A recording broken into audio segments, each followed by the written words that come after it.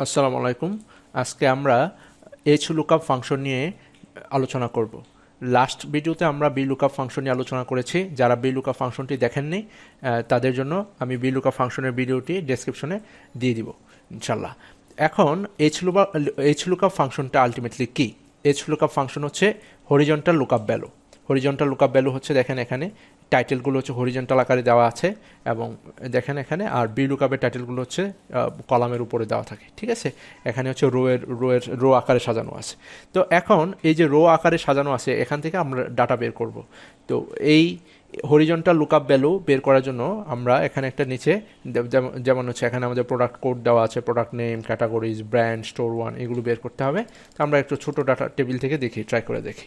So equal আমরা lookup type করি। lookup আমাদের লুকআপ ভ্যালু কত দেখেন, এটা আমাদের লুকআপ ভ্যালু, কমা, তারপর আমাদের কি টেবিল অ্যারে। আপনাদের টেবিলটা কত এই যে প্রোডাক্ট কোড থেকে আপনার সম্পূর্ণ টেবিলটা মার্ক করে দিতে পারেন। ধরেন আমি সম্পূর্ণ টেবিলটা মার্ক করে দিলাম, কমা, তারপর আমাকে বললো হচ্ছে রো ইন্ডেক্স নাম্বার কত দেখেন। আগে লেখা ছিল কি কলাম ইন্ডেক্স নাম্বার, ভার্টিক্যালে লেখা থাকে কলাম আর হচ্ছে হরিজন্টালে লেখা থাকে রো। তো রো ইন্ডেক্স আপনি কি প্রোডাক্ট নেম কত, এটা হচ্ছে 1 এবং এটা হচ্ছে 2। সো আমরা হচ্ছে প্রোডাক্ট নেম বের করবো, এটা হচ্ছে 2, তাহলে আমার রো ইন্ডেক্স নাম্বার হচ্ছে 2। দেন কমা, দেন এখানে দেখা আছে দেখেন ফলস অ্যান্ড ট্রু কি অ্যাপ্রক্সিমেট ম্যাচ, ফলস হচ্ছে এক্সাক্ট ম্যাচ। দেখেন এখানে এক্সাক্ট ম্যাচ মানে কি, দেখেন এখানে LP10 ডিরেক্ট ডাটাটা এখানে দেওয়া আছে, তো আমরা এক্সাক্ট ম্যাচ মানে ফলস, এটাকে ডাবল টাইম প্রেস করে দিলাম অ্যান্ড ব্র্যাকেট ক্লোজ, এন্টার। দেখেন ল্যাপটপ 1 চলে আসছে, তো এটার ভ্যালু হচ্ছে ল্যাপটপ 1।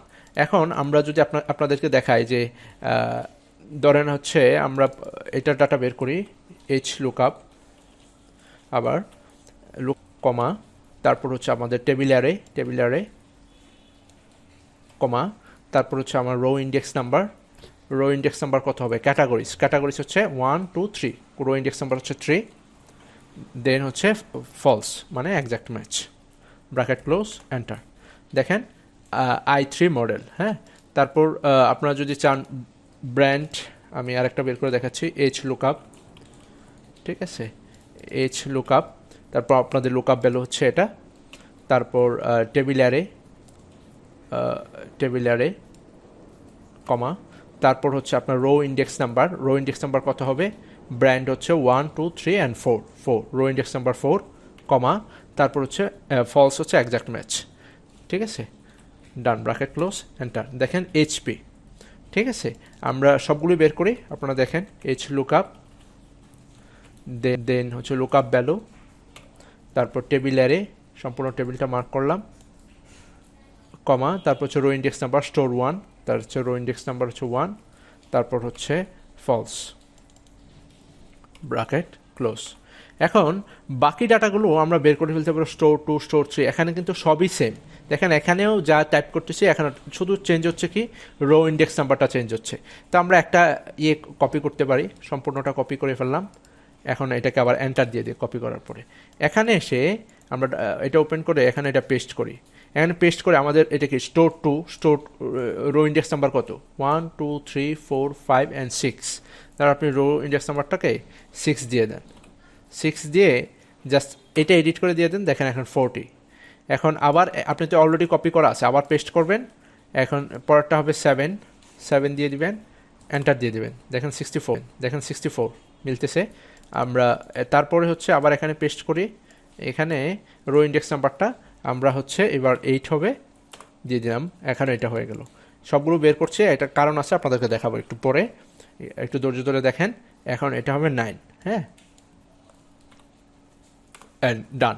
দেখেন সবগুলো ডাটা কিন্তু এখন আমরা চলে আসছি। এটা কি LP01, আপনি যদি LP0 এখন 6 দেন, 6 ইনপুট করে এন্টারে দেন, দেখেন সবগুলো ডাটা চেঞ্জ হয়ে যাবে। দেখেন সব ডাটা চেঞ্জ হয়ে গেছে LP6 এ, দেখেন 5489।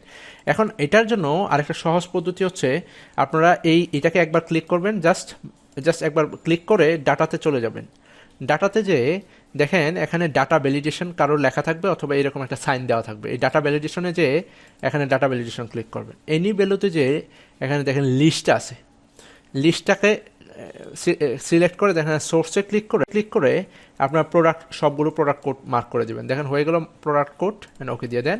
এখন আপনার কিন্তু এই যে এখানে কর্নারে ক্লিক করলে দেখেন সবগুলো, আপনি 3-তে প্রেস করেন দেখেন সব ডাটা চেঞ্জ হয়ে যাচ্ছে, এবং আপনি যদি 2-তে প্রেস করেন দেখেন সব ডাটা চেঞ্জ হয়ে যাচ্ছে, এবং আপনি যদি 5-এ চেঞ্জ করেন দেখেন সবার ডাটা বের করতে হচ্ছে, বারবার কিন্তু আবার এইচ লুকআপ দিয়ে বের করার প্রয়োজন নাই। ঠিক আছে, এটাই হচ্ছে আপনার ডাটা ভ্যালিডেশন। আমরা এখন এতক্ষণ কি করলাম, এক্সাক্ট ম্যাচ করলাম, এইচ লুকআপ এক্সাক্ট ম্যাচ। আমরা এখন এইচ লুকআপ অ্যাপ্রক্সিমেট ম্যাচটা আপনাদেরকে দেখাবো। তো দেখেন এইচ লুকআপের এখানে হচ্ছে এমপ্লয়িজ নেম এবং ওনাদের একটা ডাটা দেওয়া আছে। দেখেন 10,000 থেকে 10,000 যারা পাচ্ছে বা তার থেকে বেশি, মানে 14,999 পর্যন্ত যারা পাচ্ছে তাদের পার্সেন্টেজ হচ্ছে কমিশন পার্সেন্টেজ 14%। হ্যাঁ, যারা 15,000 থেকে 19,999 পর্যন্ত যারা পাচ্ছে তাদের 17,000, আবার 20,000 থেকে আবার 25,000-এর পর্যন্ত হচ্ছে 23% কমে পাচ্ছে। তো এখন যারা 18,251 পাচ্ছে, ওনার কমিশন কত হবে এটা তো আমরা বুঝতে পারতেছি, সেটা হচ্ছে 15 থেকে 20-এর মধ্যে, তার মানে 17%। তাহলে কি আপনি ম্যানুয়ালি চিন্তা করে করে বসাবেন? এই যে ডিরেক্ট ডাটাটা এখানে নাই, সেটাকেই বলে হচ্ছে অ্যাপ্রক্সিমেট ম্যাচ। সেটার জন্য আমরা কি করব, দেখেন এটা কি এইচ লুকআপ, আমাদের হরিজন্টালভাবে বের করতে হবে। আমরা এইচ লুকআপ সিলেক্ট করে দিলাম, আমাদের লুকআপ ভ্যালু কি 18,000 দিয়ে দিলাম। এখন উনি কমিশন কত পাবে সেটার জন্য আগে আমার টেবিল অ্যারেটা মার্ক করতে হবে, এটা আমাদের টেবিল, কমিশনের টেবিল। তারপর হচ্ছে রো ইন্ডেক্স নাম্বার, আমরা কমিশন কত, এটা হচ্ছে রো নাম্বার 2। তারপর আমাদের কি বললো, এটা কি ট্রু অ্যাপ্রক্সিমেট ম্যাচ না এক্সাক্ট ম্যাচ? দেখেন এখানে 18,000 যে ডাটাটা ছিল সেটা কি এখানে ডিরেক্টলি 18,000 আছে? নাই। তাই আমাদের বলতে হবে অ্যাপ্রক্সিমেট ম্যাচ, মানে সে কত পার্সেন্ট সেটা সে অ্যাজিউম করবে। তাহলে আমরা ব্র্যাকেট ক্লোজ করে দিচ্ছি, এন্টারে দিচ্ছি। দেখেন এখন সে কিন্তু ঠিকই বুঝতে পারছে যে সেটা 18,251। তো এখন আপনাদেরকে আরেকটা ডাটা একটু দেখাই, তারপর হচ্ছে একটু ট্রিক্সে যাব। দেখেন এখানে এইচ লুকআপ আবার প্রেস করলাম, এইটা হচ্ছে 25,000-এর উপরে। হ্যাঁ, সে কত পার্সেন্ট হবে? সো লুকআপ ভ্যালু আমার কত, 25,148। হ্যাঁ, তারপর হচ্ছে টেবিল অ্যারেটা মার্ক করে দিচ্ছে, তারপর হচ্ছে comma, row index number, row index কত, কমিশন চাচ্ছি আমি, কমিশনের ডাটা 2, দেন হচ্ছে ফলস, সরি ট্রু, এটা ট্রু হবে যেটা অ্যাপ্রক্সিমেট ম্যাচ। এন্টার দিয়ে 33। এখন আপনি কি তাহলে সবগুলো এখান থেকে এমপ্লয়িজ নেন, এখানে ধরেন আপনার এমপ্লয়িজ কতজন আছে, এখানে হয়তো এমপ্লয়িজ আছে হচ্ছে 20 জন, 20 জনের ডাটাকে 20 বার এইচ লুকআপ করতে হবে না, 20 বার এইচ লুকআপ করা দরকার নেই। আপনি প্রথমটাতে আপনাদেরকে দেখাইতাম, দ্বিতীয়টা আবার একটু দেখালাম। এখন আপনারা চাইলে সম্পূর্ণ ডাটাতে আপনার বারবার কি চেঞ্জ হচ্ছে, শুধু চেঞ্জ হচ্ছে না যে শুধু এই এমপ্লয়িজের স্যালারিটা চেঞ্জ হচ্ছে না, এই কারণে স্যালারি চেঞ্জ হোক, টেবিলটা তো অলরেডি একটা টেবিলই তো বারবার থাকতেছে। তা আপনি কি করবেন, এই টেবিলটাকে মার্ক করে কিবোর্ডের F4, হ্যাঁ F4-এ ক্লিক করবেন। দেখেন উপরের দিকে আছে কিবোর্ডের F4 বা ফাংশন 4, এটাতে ক্লিক করলে দেখেন সম্পূর্ণ $সাইন আসছে। তার মানে আপনার এই টেবিলটা সব জায়গায় একই জিনিস, একই টেবিল ব্যবহৃত হচ্ছে, তাই আমি লক করে দিলাম। আর বাকি ডাটা C8 পরেরটাতে ওটো চেঞ্জ হয়ে যাবে। এখন এন্টারে দিয়ে দেন, দেখেন 33%-ই আছে। প্লাসে যদি এখন আপনি ডাবল টাইম প্রেস করেন, দেখেন সবার ডাটা কিন্তু চলে আসছে, দেখছেন? তো সবার ডাটা যখন আনাস উনি দেখেন উনি 13,254 কি 15,000-এর নিচে দেখেন 14% আসছে, ঠিক আছে? দেখেন 14%, 24,654, দেখেন এটা হচ্ছে 25,000-এর নিচে 23%। খুব সহজে কিন্তু আমরা এইচ লুকআপের মাধ্যমে আমাদের ডাটা বের করে ফেললাম, ঠিক আছে? যে এইভাবে আপনারা প্র্যাকটিস করলে আপনাদের এইচ লুকআপের যাবতীয় সমস্যার সমাধান হয়ে যাবে। ধন্যবাদ সবাইকে।